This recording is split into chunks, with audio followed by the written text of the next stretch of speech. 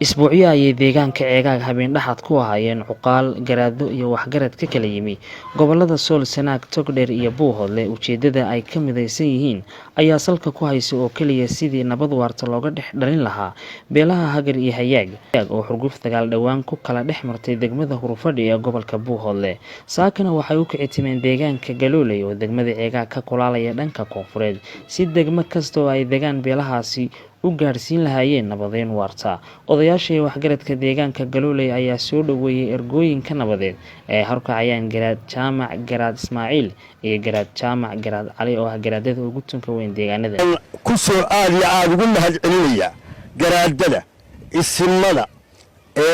garboodka ergada hawsha ay u socdeen ee ahaa labada qabiil ee walaalaha ah ee colaadu dhex martay in ilaahay u soo fududeeyo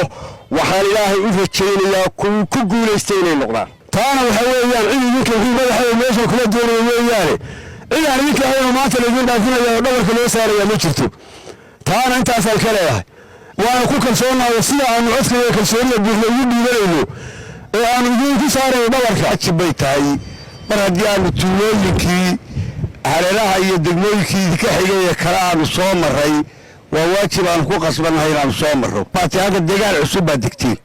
doorta dhirta lagu noolyahay maxaa ku raadayeen xayawaanka ku nool baa deegaanku ku magaaloobaa ku dhisbaa boorta iyagana dhawrta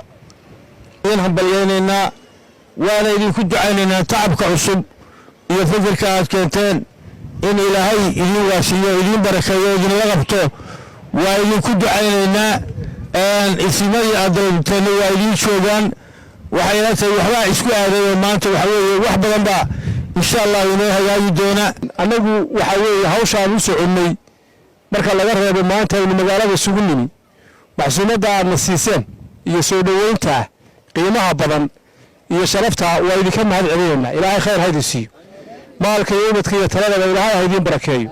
wariyaha ilaahay haydin barakeeyo